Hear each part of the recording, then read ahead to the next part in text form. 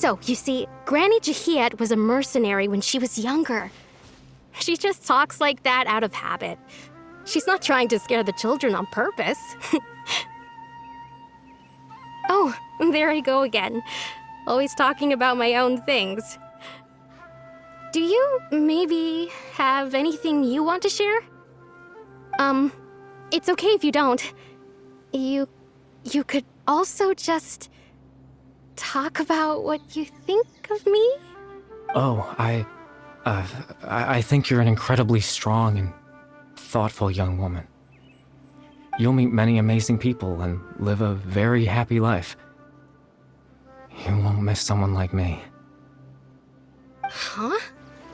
Are those your friends over there?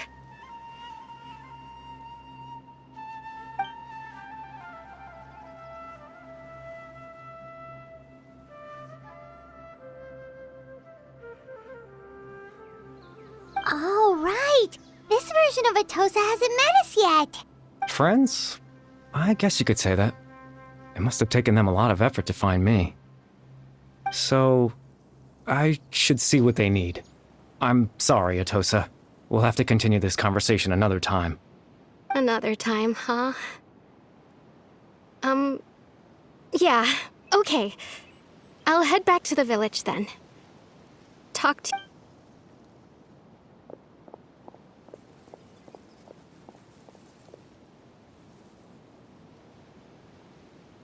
It's nice to see you, Traveler. I believe this is the first time we've met.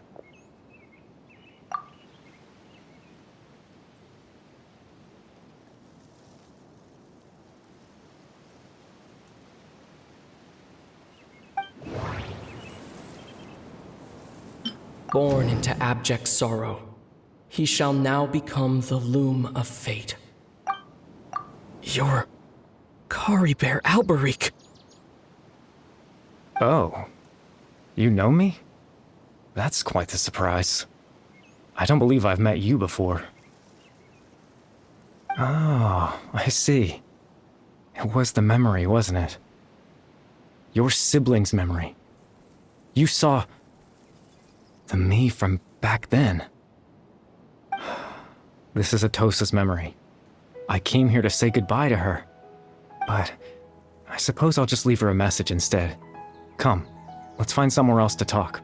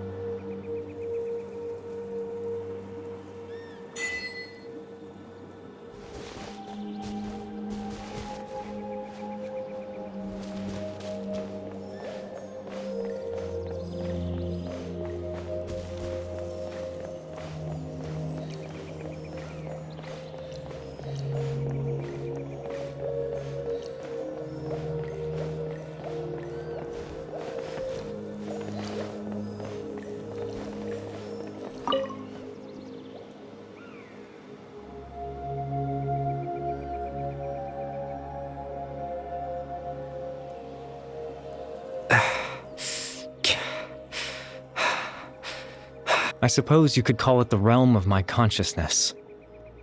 I'm someone who no longer exists in the real world, after all.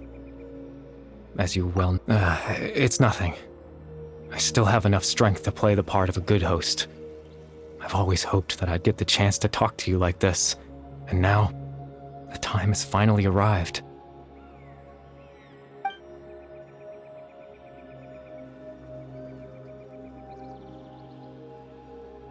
Extreme sorrow and pain, hope and regret coursing through your veins, and a degree of abyssal power that defies comprehension. Father told me that once I possessed all those elements, I would become the Loom of Fate. But despite his intentions for me, I never truly became the Loom of Fate. I was merely used as a means for its construction. In truth, I died the moment I set everything in motion. The person you see before you now is nothing but a remnant of consciousness left over within the Loom of Fate.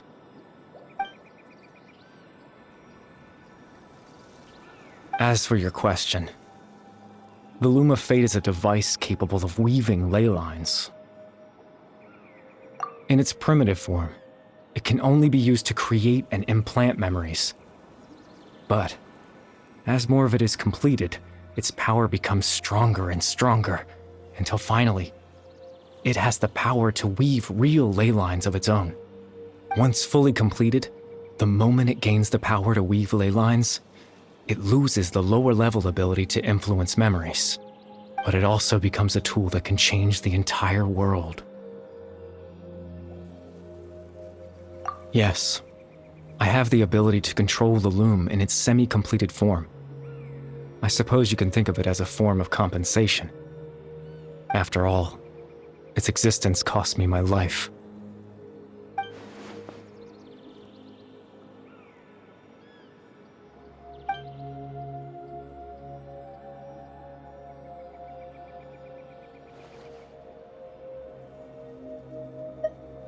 Ah, that.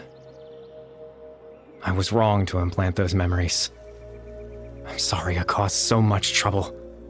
Not only for everyone in the village, but for you as well.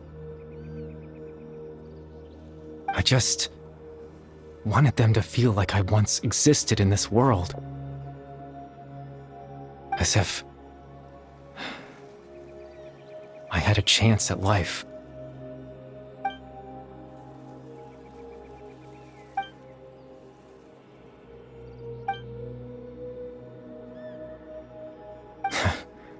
I know what you must be thinking. Why would I do something so meaningless? But I just couldn't accept it. I had to know what it would be like if I had my own life. What kind of person I would be. What other people would think of me. Chief Ahmadiyya, Baram, Granny Jahiyat, Atosa.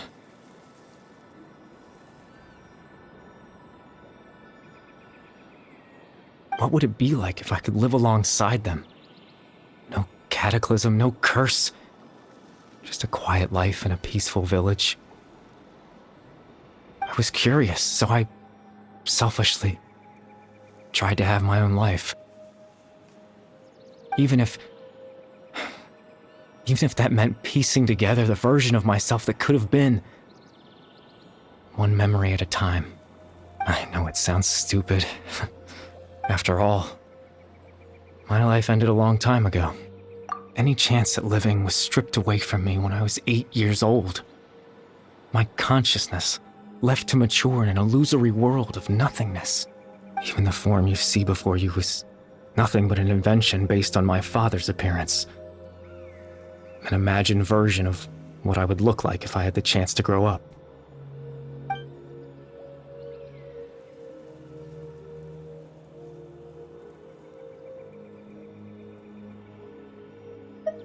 I know. But there's nothing I can do to make them find me.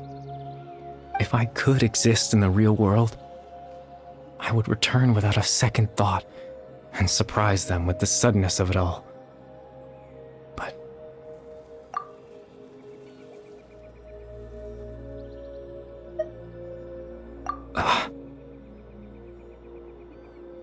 I know.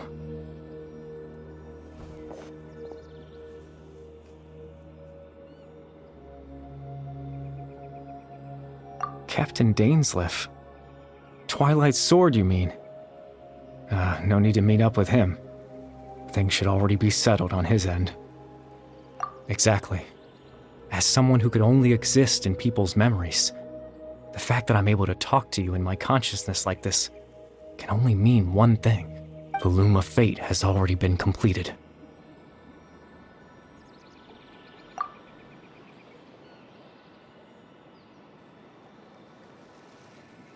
No need to worry about Captain Dainsleif. He's absolutely fine. The only reason he lost the eye was because I happened to guess exactly what he was planning. Captain Dainsleif has had the eye inside his body this whole time, hasn't he? His plan was to lure the Abyss Order to a false location, capitalizing on their pursuit of the eye in order to have the chance to confront the princess. He would then hand the eye to you and tell you to take it away from that location. That way, Captain Dainsleif could accomplish his own goal and ensure the safety of the eye all at once. A very thorough plan. That's right, because in his mind, he had given it to you already.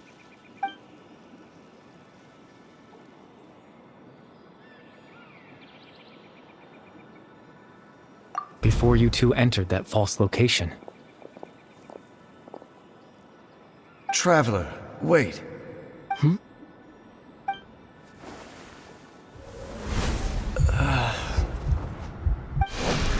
We've no time to lose.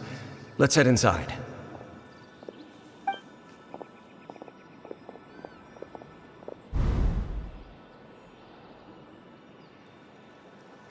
That was when I implanted the memory of him handing you the eye.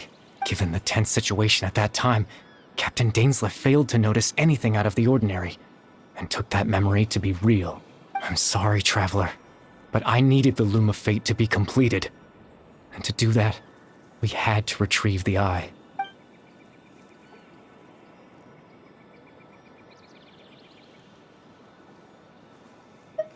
I promise I'm not trying to conceal anything from you, but I truly have no idea what the princess is planning. Tevat's ley line system is deeply entrenched in the planet.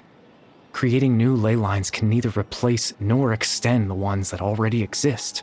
In the face of everything they could be planning, I fear I'm too insignificant to even get a glimpse of the bigger picture. In any case, I had my own use for the Loom of Fate, and my goal, at least, has been achieved. You remember my father, don't you? Clotar Alberic. I believe you saw him in your sibling's memory, after he used the power of the Abyss to restore consciousness to my hilichurl form. I suffered from an indescribable level of mental anguish. To comfort me, my father told me a story, that this was a fairy tale world where I had to take on the form of a little monster. That story managed to dispel my fears, even if just for a moment. My goal was simple, to use the Loom of Fate in its near-completed form, when its ability to create memories was at its strongest, to implant a specific memory into the minds of the hilichurls. In that memory, I would tell them a story, just like my father did for me. It was a story of fairy tales and love. But more than anything, it was the story of us.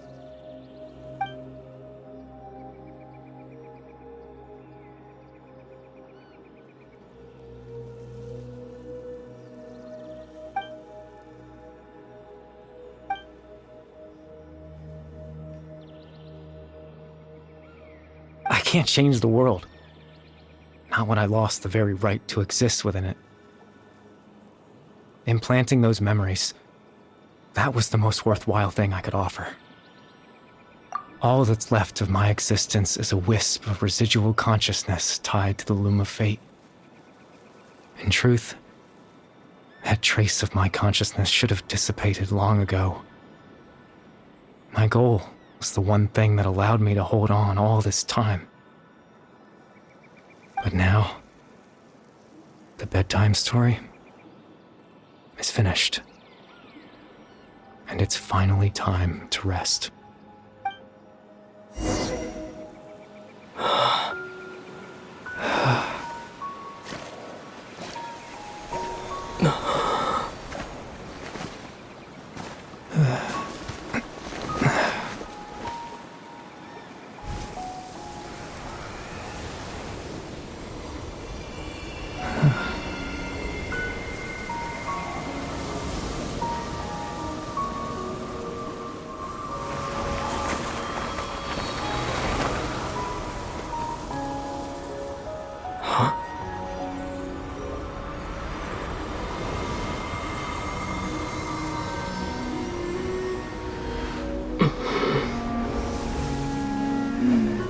Looks like I was too late to see Kari Bear one last time.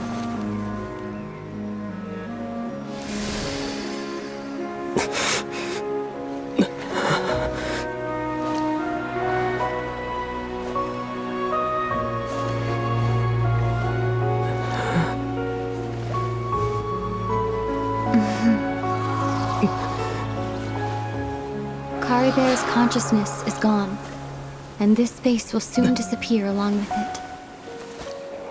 Neither of us belongs here. That's why we're not tangible. Were that not the case, I'd love to hug you too. Well, how about a conversation?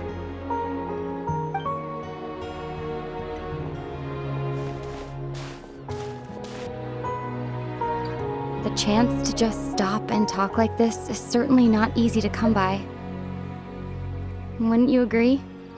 That battle earlier was tough. The one against Dane, I mean. I didn't expect that after everything, he would still hesitate to raise his sword against me. Were it not for that, perhaps I'd still be no match for the Twilight Sword. Even after 500 years. The Loom of Fate, huh?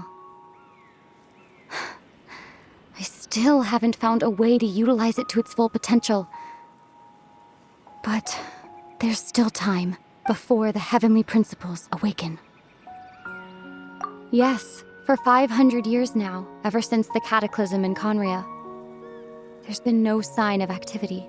Not long ago, you witnessed the Hydro Archon destroy her divine throne. Yes, such a flagrant disregard for the rules, and still Celestia took no action. I suppose that's proof enough of the Heavenly Principles situation. However, the Heavenly Principles will awaken. We just don't know when that will be, or what might trigger it. You could say that. Just look at Kari Bear. He was so pure and single-minded. The space we now find ourselves is a perfect representation of who he was. Quiet and peaceful. Even as a hilly churl, seeing the terrible sight within the mirror wasn't enough to taint his spirit.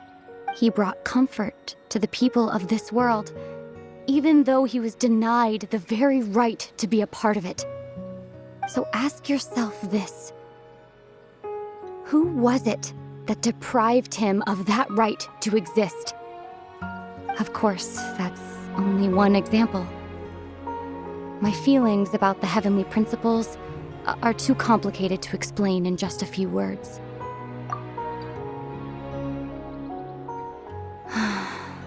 Ether?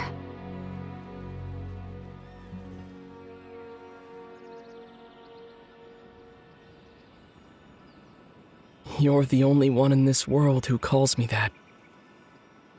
There's so much I wanted to ask you, but for some reason, I'm not interested in asking those questions right now. There's just one thing I have to ask. One thing I could never understand. Why? Why can't we continue our journey together?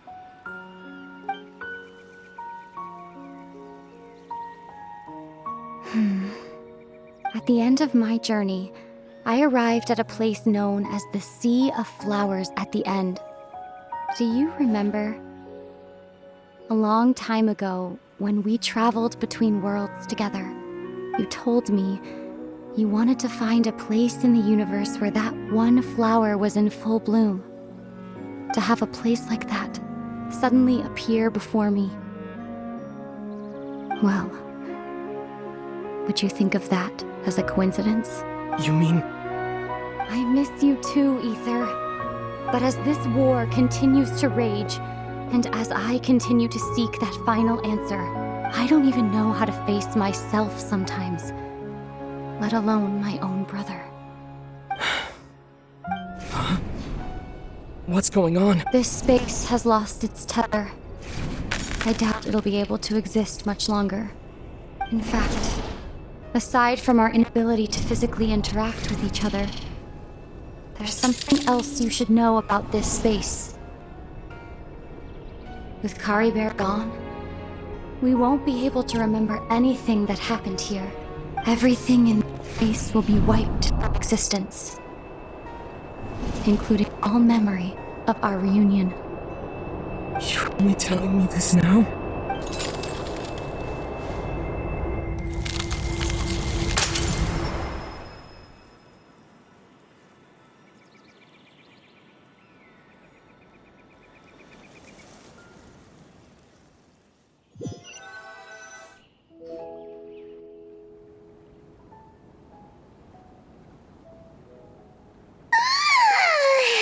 Still so sleepy. Paimon's head feels all fuzzy. Oh, Paimon woke up a little earlier than you, so Paimon will fill you in. The villagers said that they saw us sleeping near the village yesterday. They couldn't wake us up no matter how hard they tried, so they decided to just bring us back here. Oh, and Dane came by just now. It looked like he was injured. He didn't say anything, though. Just made sure that you were all right and left. Kinda seemed like he had a lot on his mind, but that's Dane for ya. Let's think for a second. We were in that memory, and we saw that guy you called Kari Bear. He was the missing villager that we've been trying to find, right? And after that, Paimon doesn't remember what happened. Wait, really? What a score!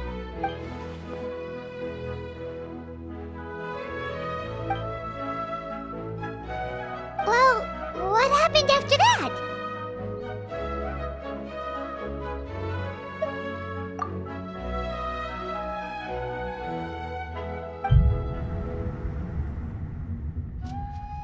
Ah, there you are.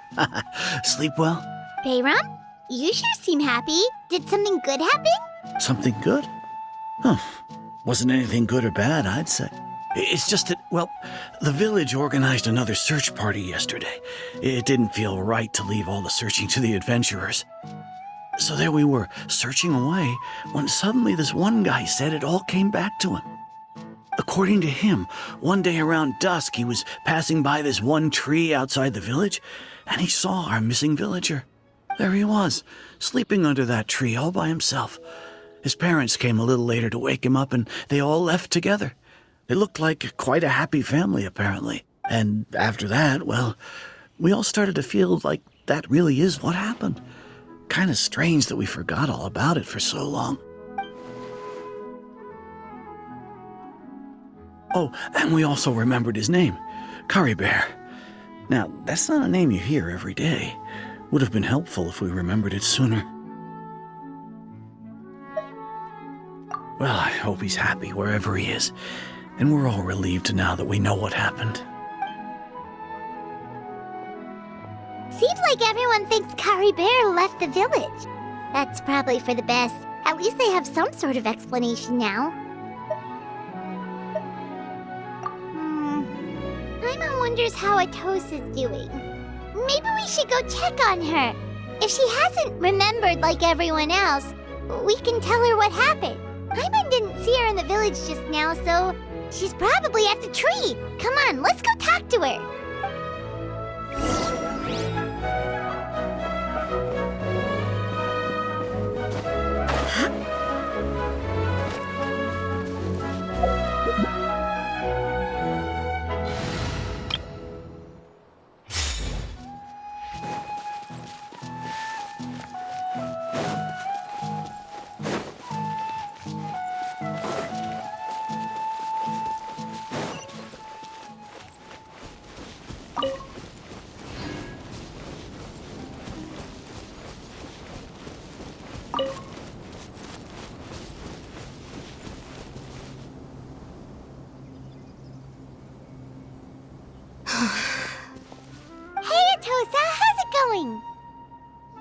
Oh, it's you two.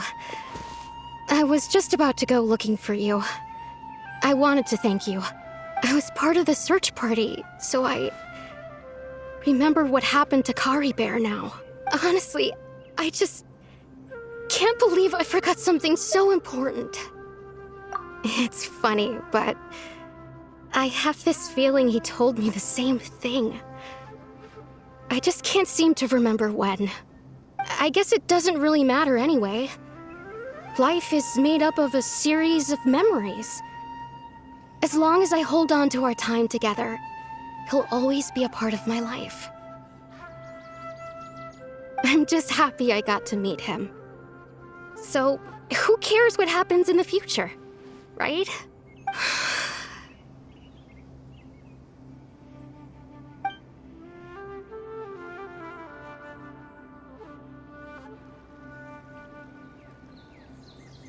Okay, I'll admit, I'm just putting on a brave face.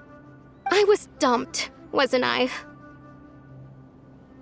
Otherwise, why would he just leave like that without saying goodbye? You don't need to comfort me.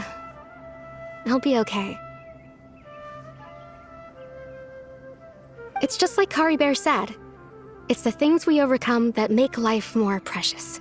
And you know, if he has a heart, maybe he'll come back and see me one day. Anyway, thanks for all your hard work, you two. I promised I'd help Granny Jahiet with something, so I should head back. Goodbye. Well, that should be it, right? Everyone's lives can go back to normal now. Oh, right! Weren't you about to tell Paimon what happened after your conversation with Kari Bear?